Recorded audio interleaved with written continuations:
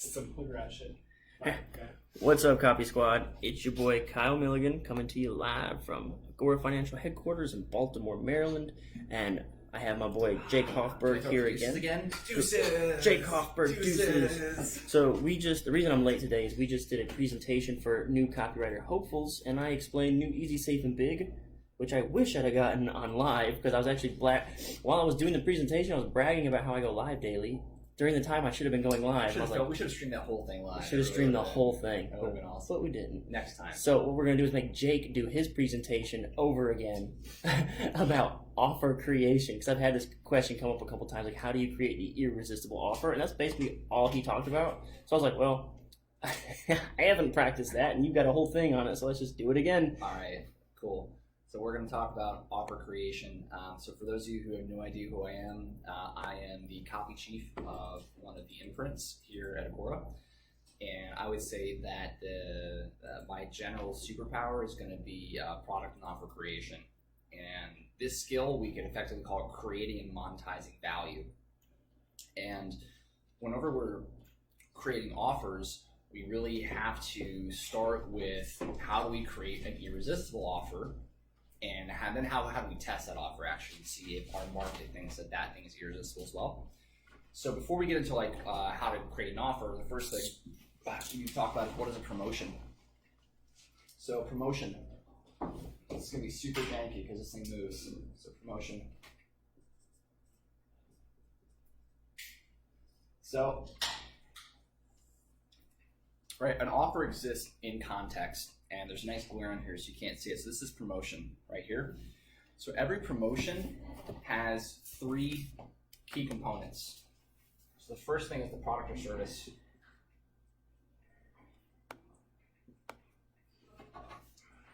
Now the product or service can be digital, right?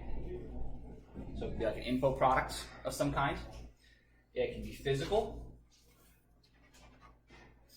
Or you have something where it's like consulting or coaching, where you're actually having to perform services, right? So it's coaching, consulting, something like that. You got the core product or service. The second thing you have is the offer. So the offer, so what this is either a discount, or it's premiums and bonuses, and then there's scarcity,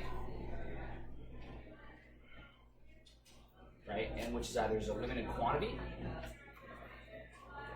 or there's a deadline. So most people, when they're writing copy, they focus way too much here on the product or the service, like what actually is the thing that's being sold. And they get really, really focused on like the features and benefits and benefits. Now, those are all good. I'm not saying don't do that.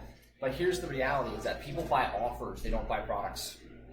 And whenever we're testing new ideas, we want to be testing new offers and seeing what will people spend money on. And ideally, we want to do that before we actually create products. Products are hard, offers are less hard. So you have a product or service. So in our business, it's actually a newsletter. Like, what are they actually getting? It's an info product. It's typically a print and digital monthly newsletter. Maybe there's some emails, but like that's the actual product that they're getting.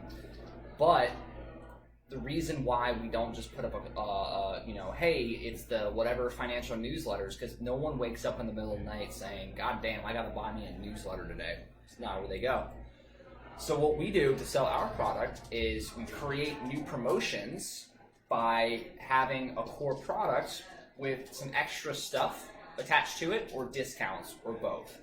So if you've ever read any kind of package from Agora, typically what you'll see is you'll see both. We'll say the normal price is $99 for this product or service, but through this special offer, you can get it for half price, and we're going to throw in these cool things. We're going to throw in some premiums. But you have to act now, right? Well, so why do you have to act now? Because this offer is expiring. This promotion expires. Now, with so for example, Kyle's has Hottest IPO, and one of the ways that we create scarcity and urgency is that with an investment opportunity, by definition, there is urgency, because if it's going to go up, you need to get in before it goes up. So typically the mechanism we have is like, you need to get in before this date, right? If you act before May 3rd, you could get in on potentially make a bunch of huge gains. So like, that is the scarcity, that is the urgency, it's a deadline. You have to act before this thing. The other thing is, like, say for like a book offer, for example, when we have a free plus shipping offer, a lot of times what we'll say is this offer is only available to the first 100 people that respond today. Right? The keyword is today. Legally, we have to say today, can't be, total quantity, but that's how you create the urgency, is that this is a very limited time offer, so you need to act now, right? So we have to understand this context first. We have to understand, like, how does a promotion work and how do we create these elements, because that's going to define how do we set up the offer. So keep going. What, no, marker? No, I was using the color. So let's talk about the offer. So inside of an offer, what is the, I forgot we have a marker. So let's talk about the offer now. So when you're creating the offer, right, or like you're basically building your checkout page, right, your cart page, you want to be able to create something that is irresistible. And so when you're doing like product or offer creation,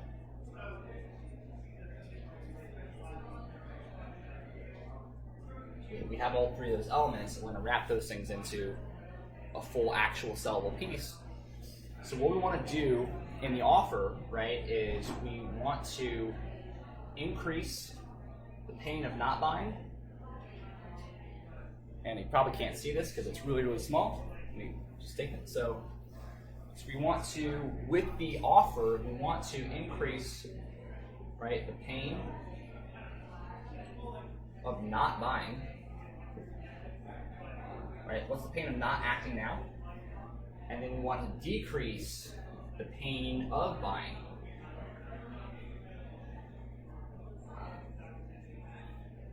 Alright? So this is really, really key. So whenever someone's getting to the checkout process where they're going to pull out their credit card and actually like take it, friction happens in the brain, right? They have all these thoughts that come up. What will other people think about me? What if it doesn't work? Probably the biggest reason people don't buy is the fear of disappointment, is that they're going to buy something and it doesn't work as promised.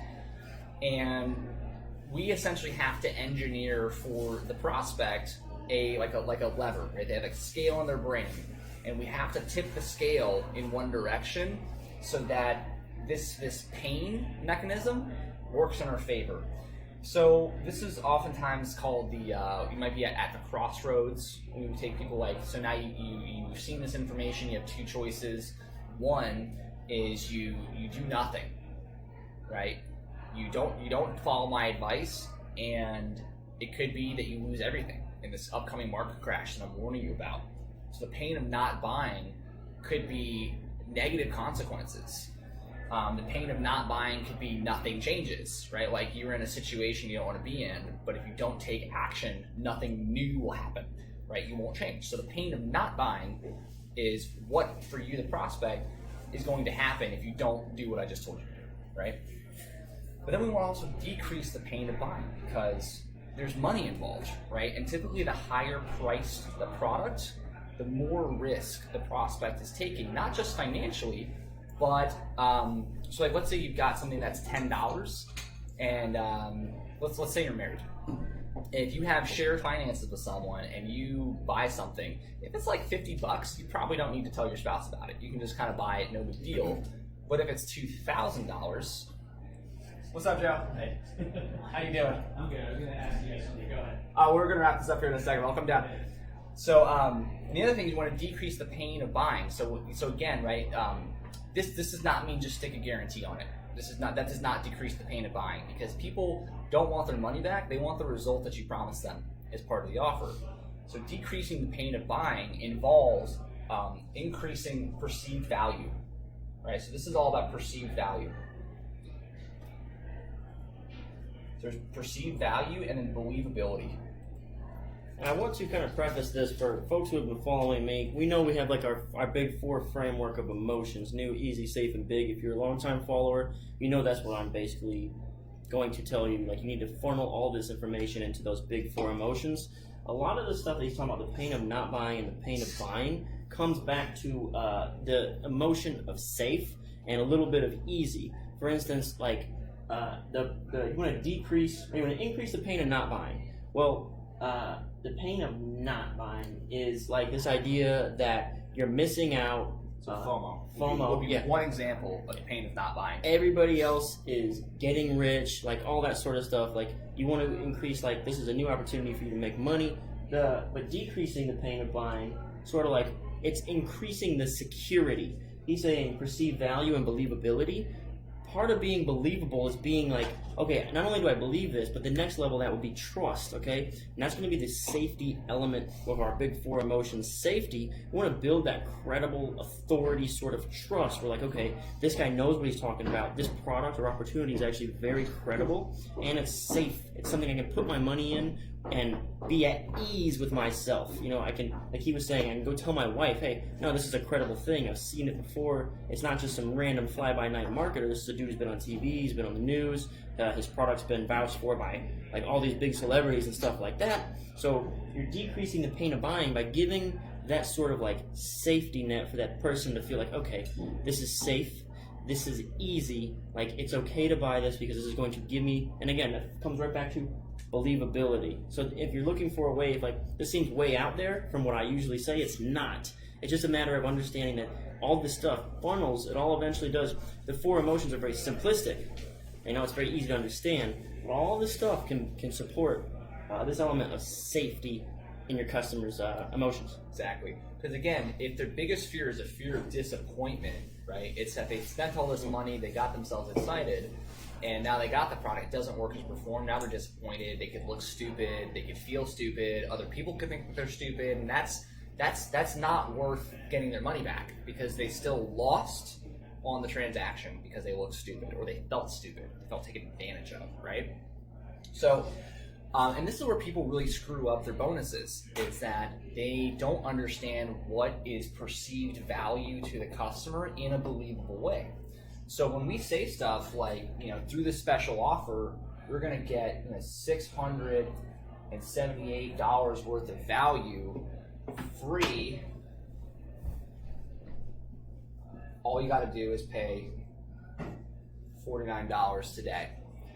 If this part isn't believable, that they're actually getting $678 worth of value for free, you've now ruined the credibility of the offer, right? And so this is where a lot of times people just kind of slop some bonuses and premiums into the offer that don't actually make sense to the prospect. And what really, really good premiums will do is a couple things. So mainly they're going to answer objections. Again, that's way too small. So when you're trying to create perceived value, what does that mean, right? So people in their mind have objections as to why this is not going to work for them. So if you include premiums that can answer those objections, that is a way of creating value for that person, because you might have this big initial promise about how this is going to make you money, and they want to believe in that idea, but maybe they're like, well, I don't have any money to invest with. They say, well, great, well, that's why my premium number 1 is how to make money rain from the sky, or whatever, right? Like how to find free money, something like that. So you answer objections. That's one of the things that premiums do. The other thing that a premium does, of how do you create this perceived value and believability, is called opportunity stacking.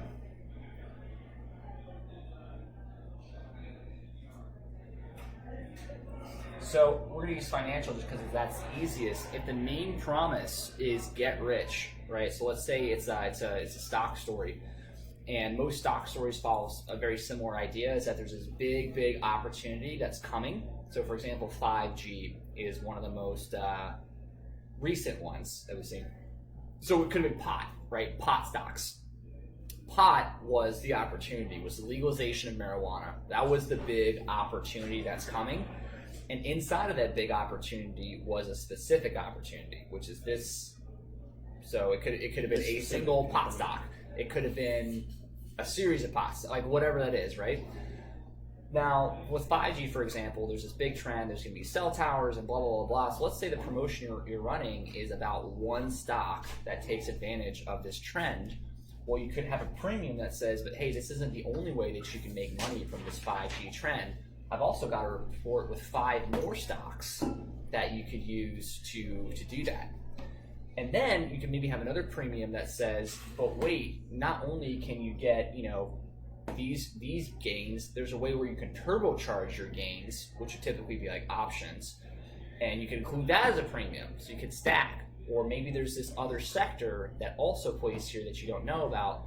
But the point is like when you're putting together the offer, all the premiums need to make sense with the initial idea, because it should work as a set, right? So it shouldn't be like 4 random premiums tossed together and now all of a sudden you've got bonuses and you're good to go. Mm-hmm.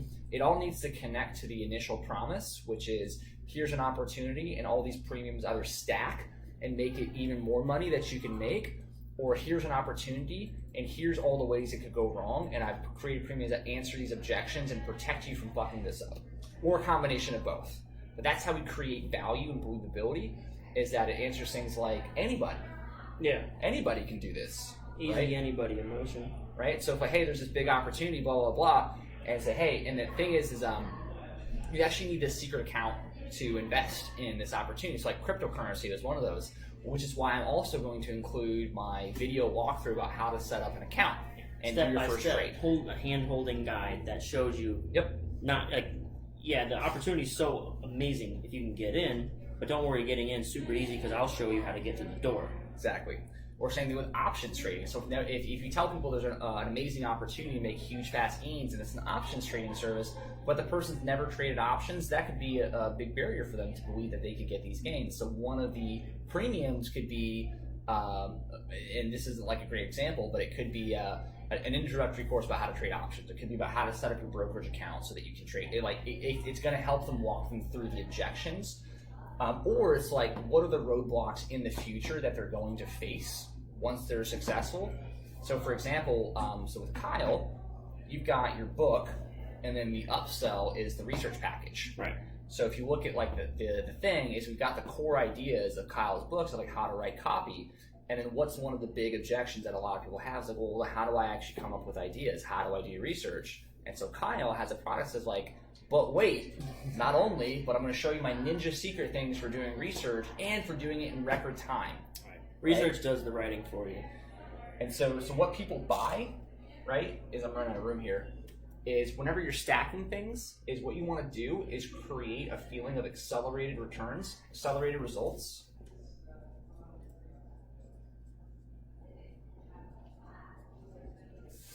So accelerated results with decreased risk. My writing is terrible here. Yeah, I don't know if anyone's gonna read that. You're not gonna see it. But like in terms of like how do you do this? The more that you can stack opportunities to give them more results faster with less risk. So you can answer objections. So you're decreasing risk because you're answering objections and giving them idiot-proof stuff. And you're accelerating results by giving them additional opportunities, better opportunities, faster opportunities. And whenever you have any kind of thing, so if it's a dating offer, right, it could be the hook is, or the kind of the core idea is approaching women. That's like a big sticking point. Maybe the premium is how to get women to approach you. Now that's like accelerated results with decreased risk, or maybe it's how to approach women online. Or the one line that always works. Something like that. People want that And push one button pickup solution. line, right? The one thing that always gets you results. Right, so if it's weight loss, right, it could be it's lose stubborn belly fat. And then one of the premiums could be like, it could be an extra pill that makes it go faster, or it could be a cookbook that specifically does this. It could be a gimmick that does that too. So whenever we're creating irresistible offers, the key again is you have to stack, right? You're either answering objections that the prospect has that the product can then solve, or you're opportunity stacking, which makes it better value, right? And we want to get to that point where the pain of buying is so low because it seems like such a safe, guaranteed opportunity, and the pain of buying is so high because it seems like this has to work. This has to work, and I'd be stupid not to do this, and if I don't do this, I'm going to miss out, right? Because this is a limited time offer. and if I wait any longer, it's going to cost me way more. Yeah. So that's it. That's how you create offers. All right, let's see. I'm gonna check see if we got any questions or anything. That was kind of like a little bit deep for, especially for newbies, but there's a lot of value in there for like basically how to create a new offer. Also, I explain how to set up offers in my book. It's called Take Their Money. I should have introduced it at the beginning. You can find that book at kylethewriter.com/book. Jake has a Facebook group. It's the Financial Copywriting Academy. Yep, so that is up right now, and I'm launching actually a new version of that business called the Sales Alchemist, but that is in beta right now, and I'll be announcing that soon. So yeah, check out his. He's one of the few Facebook groups I'll actually vouch for because he's let me say, a credible source of information. He is working. That's where he's working in the field. He's not just making money selling courses about the field.